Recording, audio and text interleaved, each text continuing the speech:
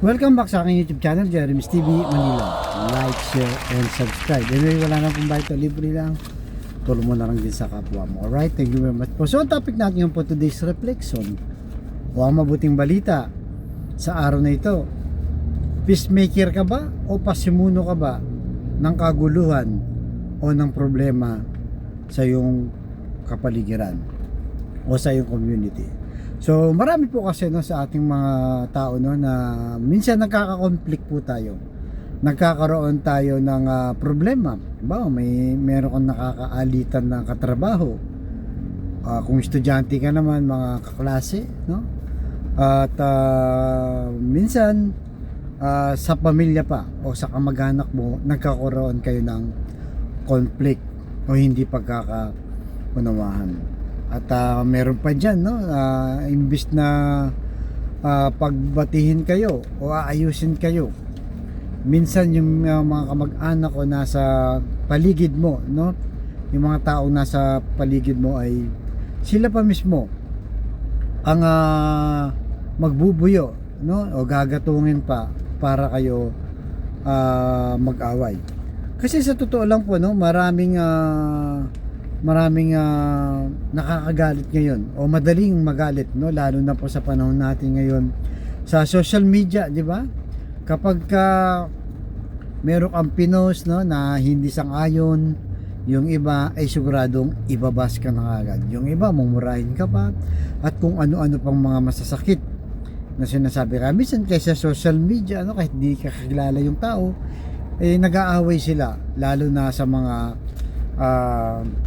halimbawa katulad natin mga content creator o mga artista at kung sino-sino pang individual na involved dyan sa social media. So actually part ito, no, ng buhay natin na hindi natin maitatanggi na meron ganun talaga. Kahit po ng ating Panginoong Yesus, di ba?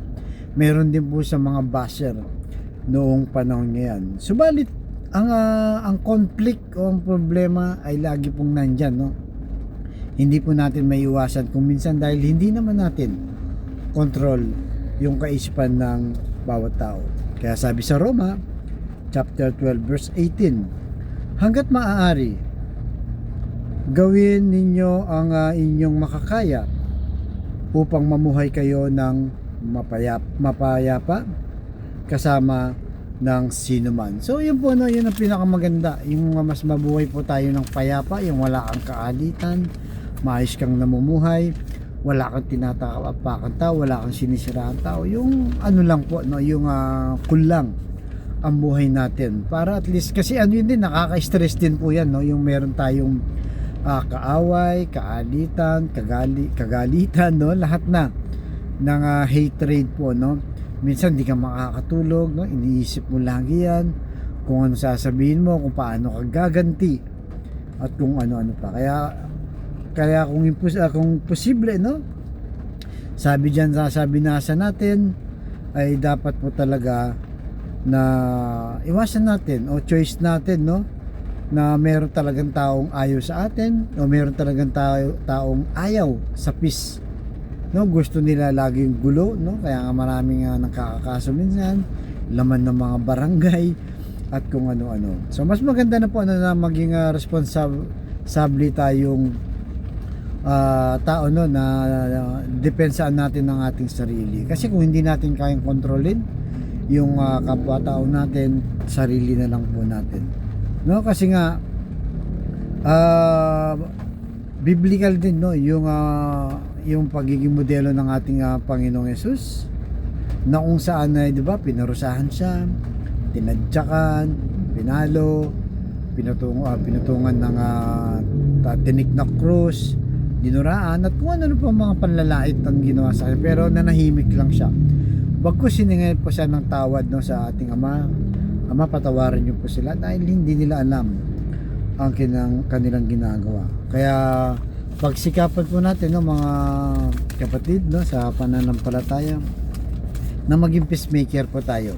Priority natin yung payapang buhay o pagbatihin, di ba, yung mga alam nating hindi nakakaunawaan. Huwag na po tayong sumausaw o gatungan pa. Mas maganda po no yung may peace kahit sa mundo no pagka may giyera no, ang kawawa din yung mga taong inosente lang din po.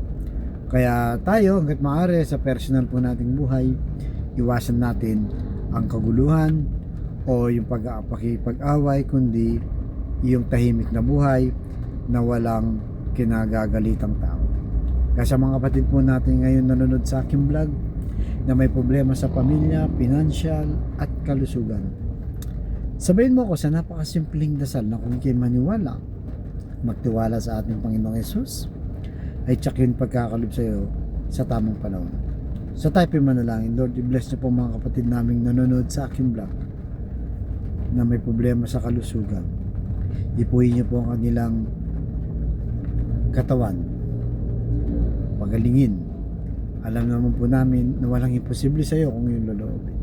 At ganoon din po sa pamilyang nagkakagalit-galit na hindi magkakaunawaan dahil sa inggit, away o kung ano pa mang alitan.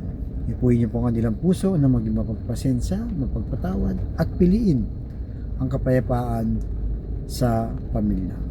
At lalo na mangibabaw yung pagmamahal sa bawat miyembro nila. At ganoon din po sa financial na kailangan namin lahat, Lord. Lalo na po yung mga kapatid namin walang-wala talaga na ultimong pambili ng 1 kilo lang ng bigas, pinoproblema pa kung paano nila iraraos ang kanilang pamilya. I-bless niyo po ang aming hanap buhay para sa aming mga pamilya. Patawarin niyo po kami sa aming mga kainahan at kasalanan. Ang lahat ng ito iniling namin sa matamis na pangalan ng ating Panginoong Yesus. Amen and amen. To God all be the glory. Sa ngalan ng Ama, ng Anak, ng Diyos, Espiritu Santo. Amen. Thank you very much po and God bless.